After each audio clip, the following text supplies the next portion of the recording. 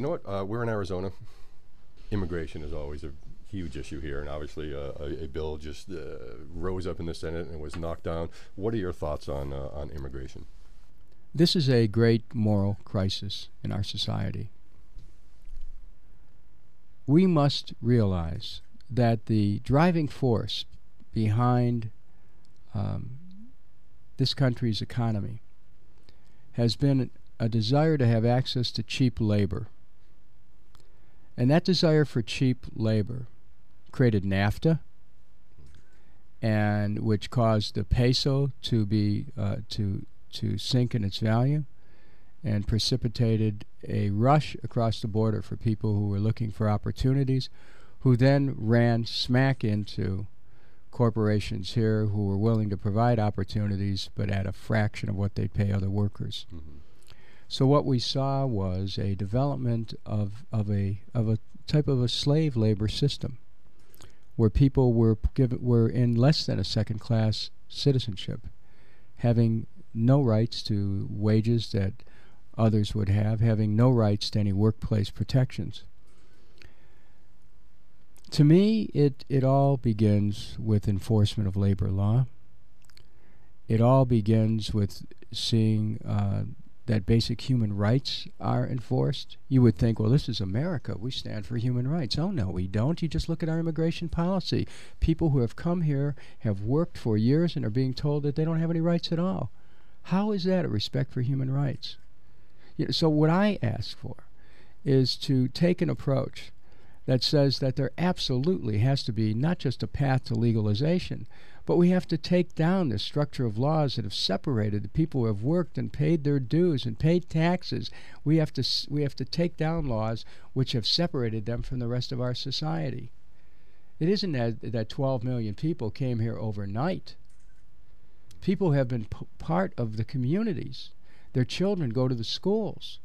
They should not be denied opportunities because of an immigrant status. And so this idea of people being called illegals, there are no illegal human beings. Do not deprive people of their basic rights and human dignity because they happen to have sought an opportunity. Give them a chance to participate. This country must always keep its arms open. Do we need a sane and sensible immigration policy? Of course. Do we need to have more control over borders? Of course we do. Do we need to have systems that say, well, so many people can come in from various countries a year? Of course, we've had that. But what happened is immigration went into a state of meltdown after NAFTA. What would I do? I would repeal NAFTA. I would go back to bilateral trade with Mexico so that Mexico would have to pay workers a fair and decent wage, and workers would have to have rights, and the right to organize, the right to collective bargaining, the right to strike, the right to decent wages and benefits. And in this country, then, people would have to have those same rights, and in addition to that, labor laws would have to be enforced with respect to wage and hour and workplace safety. See, that's where you start. To just look at immigration as being apart from all these other things is a false view of the world. And so, I object to this rapid deportation program that has been separating families, to the roundups that have been going on that have created almost a feeling that immigrants are some kind of a criminal class. What's that about?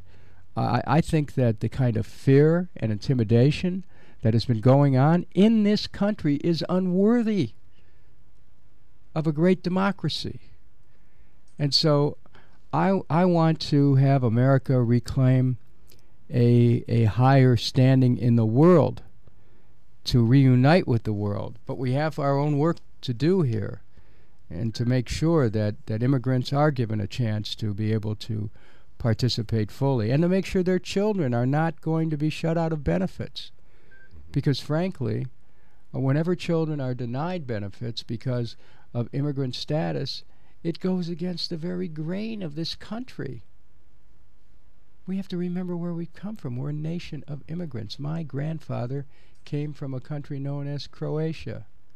And yes, he came through Ellis Island, but the times were a little bit different then. Again, after NAFTA passed, the border opened up and there was a flood.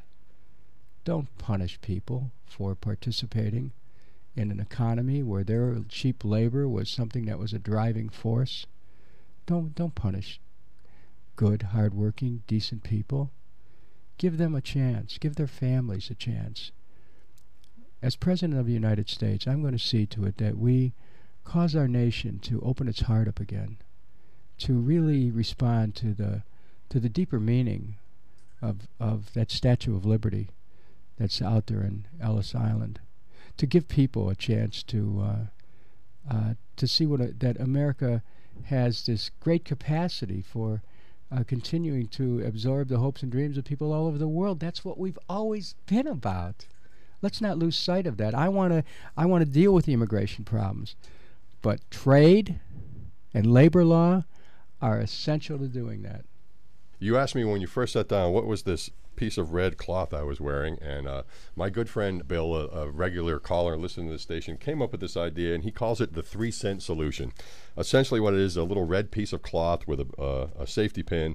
You put it somewhere over your heart, and whenever anybody asks you, what's that, what is that thing over your heart, it's a way into a conversation about peace in our time and about ending this war in Iraq. So on behalf of my friend Bill, I'd like to present you with some of his 3-cent solutions.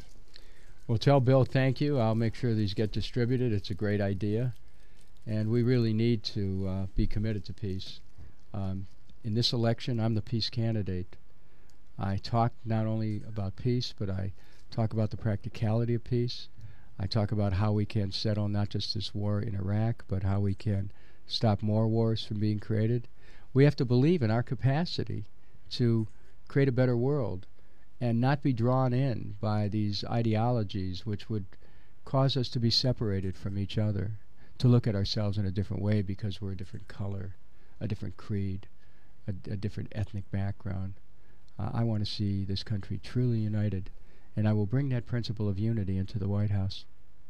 Congressman Kucinich, thanks so much for spending time with us today. Thank you. Check out Kucinich.us if you will.